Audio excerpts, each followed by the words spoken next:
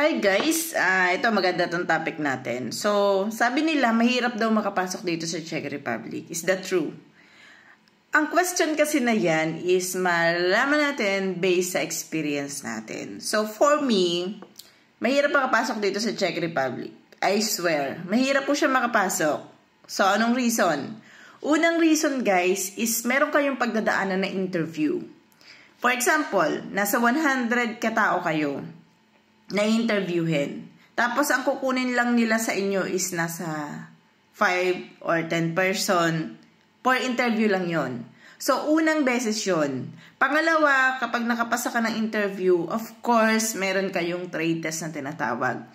Ito yung skill test na gagawin nyo or titingnan yung capacity nyo, yung bilis nyo, yung mindful nyo doon sa gagawin nyo. Bibigyan kayo ng instructions and then titingnan nila kung gaano kabilis yung ability nyo, ganun. Yung capacity nyo as a worker. So, titingnan nila doon. So, kung ano yung apply mo, yun yung pagbabasihan nila. For example, ang apply ko ay sa factory worker. Ang pagbabasihan nila is yung bilis, ability ko, pag-iisip ko, decision makings, and some other na techniques. Titingnan nila yon during that time. At kapag naman kayo, for example, ang apply nyo naman is sa welding, titingnan din nila kung paano kayo mag-welding, kung paano kayo maging malinis sa pag-welding, kung maganda ba yung pagkaka-welding nyo, something like that. So, titingnan nila yung skills, ability nyo. Ang pangatlo, syempre kapag pumasa ka doon, for example, pumasa ka ulit doon, pumasa ka na ng interview, pumasa ka na ng trade test. Ang sunod naman doon, syempre, is magpapabisa kayo. So, during visa, meron kayong interview. But, wag nyo itong masyadong kaisipin, no? Kasi ang pagpapa-interview sa BFS or sa pagpapabisa dito sa Czech Republic, hindi naman talaga ganun kahigpit. So, magbe-base lang sila kung ano nasa visa form nyo. And then, kung ano yung nakalagay doon, doon sila magbe-base ng mga itatanong sa inyo. So, it's up to you kung paano sasagutin yon. In short, ito ay interview na nakabase sa visa form na ipapasa nyo sa visa interviewer. The next one, syempre, pag pumasa ka na doon, is magwi-wait ka. Or, before ka pumasa doon, magwi-wait ka ng, sabihin natin na 2 to 4 months to wait for the visa approval. For example, na visa approve ka na within a month. Kunyari lang to ha. Within a month na visa approve ka, so kailangan mo ulit na maghintay at dumaan sa medyo mahaba-habang paghintay, like gagawin nyo yung medical, so kailangan makapasa ka rin ng medical, and then ang sunod naman is kailangan makapagpasa ka ng lahat ng requirements nila. So ganun po ang pag-iibang bansa, not only here in Czech Republic, but sa lahat ng OFW. Akala nyo madali yung pinagdadaanan ng mga OFW bago sila makapunta ng ibang bansa. It's a no. Mahirap po kasi bukod sa interview, meron kayong skill test, meron kayong medical, tapos bukod pa doon, may mga pagdadaanan pa kayo na ibang bagay na like money. So magbibigay kayo ng pera or magbabayad kayo ng placement fee. Something like that. So, isa din yun sa stress ng mga gustong maging OFW. Not just here in Czech Republic. So, in generalized na lang, mahirap po talaga na mag-OFW. Yun, mahirap talaga siya. So, kung kayo ay may plano na mag-apply, dapat ang unang-una yung iisipin sa sarili nyo is gusto kong mag-apply, okay, sa ibang bansa, hindi para sa ibang tao, kundi para sa sarili ko. Bakit? Once na ang kinasangkapan nyo isang ibang tao, baka ma-prostrate kayo in the long run. So, meron kasing mabilis lang makaalis, merong matagal makaalis. Siyempre, kung ang iisipin mo, kailangan ko makaalis kasi ganito, ganyan. So, baka mapagod kayo guys. Pero siyempre, kung para sa sarili nyo, ipaglalaban nyo yan. So, for me, guys, sa lahat ng mga FW na gusto mag-apply, wala pong ibang bansa na madaling mapuntahan.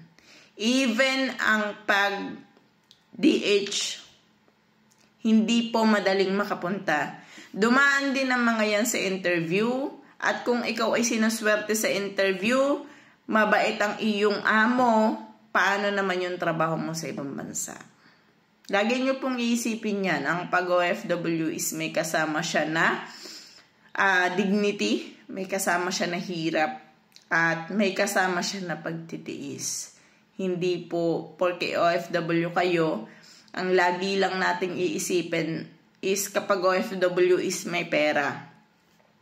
Pag OFW is makakapunta kung saan-saan lugar na gusto niyang puntahan. Akala nyo lang yun, guys. Kasi most of the time, ang OFW is bahay-trabaho. So, nagbabayad din kami dito, gumagastos din kami dito, kumakain din kami dito.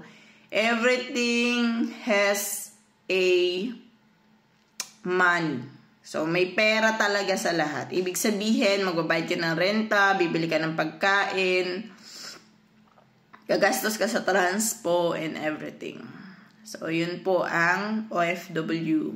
Kaya kung mag-apply kayo as OFW at ang tanong nyo agad ay kung mahirap, wala pong madali sa pagtatrabaho at sa pag-iibang bansa especially. Wala guys, madali. Wala talaga. Ako na nagsasabi kung madali sa inyo ang naging process sa Pilipinas pagdating nyo sa ibang bansa. Hindi nyo masasabi kung wala kayong magiging katrabaho na racist, wala kayong hindi kayo madidiscriminate. So, tanggalin natin sa isip natin yon na madali ang mag-OFW. So, mahirap maging OFW. Ako na po ang nagsasabi. Pero, samahan nyo ng sakripisyo, tiyaga, at darating yung araw bilang isang OFW, masusurvive natin to, makakauwi din tayo sa Pilipinas, and may ipagmalaki natin na before naging OFW rin po tayo.